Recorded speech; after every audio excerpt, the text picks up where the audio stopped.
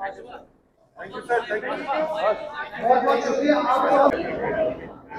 पहले तो मैं आप सब मीडिया के दोस्तों का शुक्रगुजार हूं कि आप आज हमारे इस प्रेस कॉन्फ्रेंस में शिरकत करने आए। पार्लियामेंट इलेक्शन ख़त्म होते ही हमने इन असेंबली इंतखाबात के लिए तंजीम के तरफ से अपनी शुरुआत की और हमें लगा कि सबसे ज़्यादा ज़रूरी हमारे लिए, अगर हम वोटर को नेशनल कॉन्फ्रेंस के हक़ में वोट डालने के लिए कन्विंस करना चाहते हैं, तो हम क्या लेके लोगों के पास जाएंगे।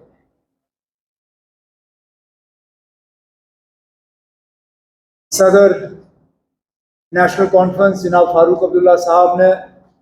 ये जिम्मेदारी जनाब अब्दुल रहीम राथर साहब, जो हमारे सबसे सीनियर साथियों में गिने जाते हैं, जिन्होंने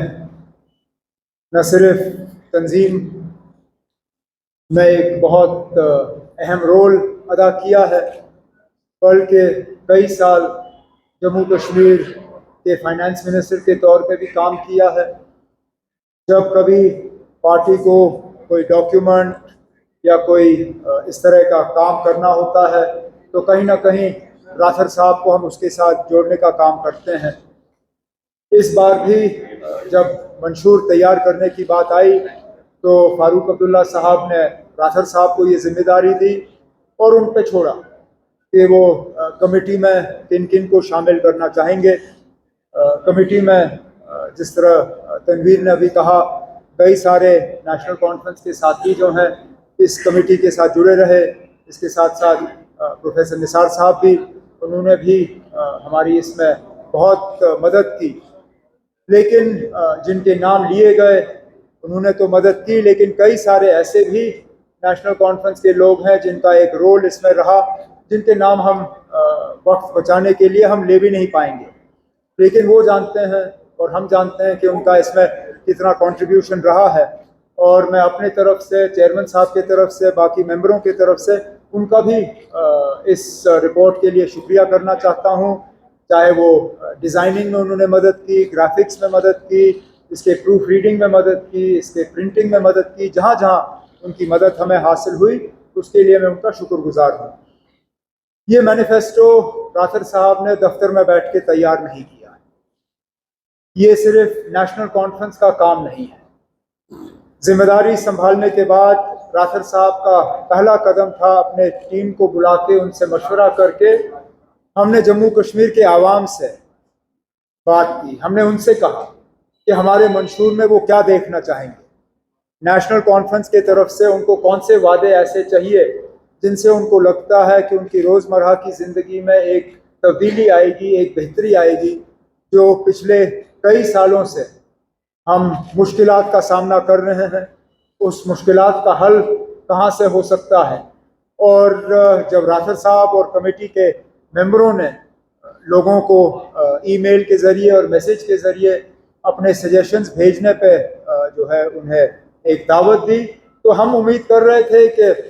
5, 10, 15, ज़्यादा से ज़्यादा 20 लोग जो हैं इसमें मेहनत करेंगे। और आम तौर पे अगर लोग इसमें जवाब अगर देंगे भी तो वो एक नॉन सीरियस उनका रवैया होगा। हम हैरान हुए, जम्मू कश्मीर का कोई ऐसा कोना नहीं है जहां से लोगों ने रिस्पांस नहीं भेजा। और हज़ार से ज़्यादा होंगे, हज़ारों में ईमेल्स, मैसेजेस, लेटर्स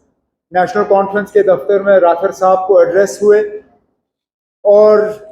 जिन्होंने अपना कीमती वक्त इस्तेमाल करके अपने सजेशंस हमें भेजे, पहले तो मैं उनका शुक्रगुजार हूँ। और मैं उनको ये कहना चाहता हूँ कि एक भी ऐसी ईमेल, चिट्ठी या मैसेज नहीं है जिसको राथर साहब और उनके साथियों ने पढ़ा ना हो। हर किसी मैसेज को पढ़ा गया, हर किसी मैसेज को जो है हमने फिर डिस्कशन के लिए रखा और कोशिश की गई कि जहाँ जहाँ से हमें वो सुझाव मिले, वहाँ जहाँ जहाँ से हमें वो बातें सामने आई जिससे कि हमें लगा कि जम्मू कश्मीर और जम्मू कश्मीर के आवाम को फ़ायदा होगा, हमने उस चीज़ को मंशूर में शामिल करने की कोशिश की। ये सिर्फ इलेक्शन के लिए डॉक्यूमेंट नहीं है।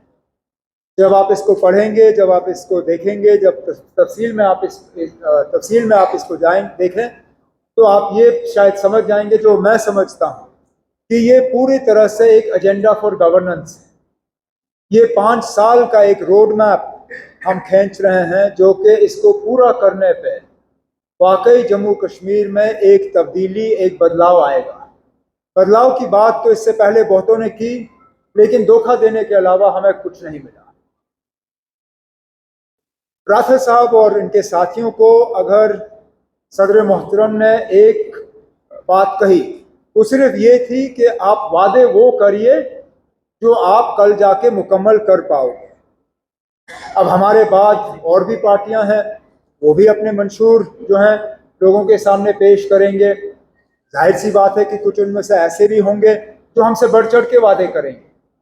और मैं यहाँ तक कह सकता हूँ कि वो पार्टियां जो कल हुकूमत बनाने की उम्मीद रख भी नहीं सकते, उनके लिए बड़े वादे करना कोई मुश्किल बात है नहीं, क्योंकि जिन लोगों को मालूम है कि वो कल हुकूमत में आएंगे नहीं, वो कुछ भी कह सकते हैं। लेकिन हम लोग जो ये उम्मीद कर रहे हैं कि कल को हमें लोगों के वोट हासिल होंगे, कल को अक्टूबर में जब नतीजे आएंगे तो नेशनल कॉन्फ्रेंस की कामयाबी होगी, हमारे लिए गैर जिम्मेदाराना तौर जो है लोगों से वादे करना या इस तरह के वादे करना जिनको कल हम पूरा ना कर पाएं, वो लोगों के साथ खिलवाड़ होगा, लोगों के साथ मजाक होगा, लोगों के साथ धोखा होगा, और हम उस चीज़ के लिए तैयार नहीं हैं। तो जो भी मंशूर में हम बातें शामिल कर रहे हैं, उन सब पे राथर साहब और उनके साथियों ने बहुत ही ज़्यादा इस पर गौर किया है, इस पर सोचा है, इनको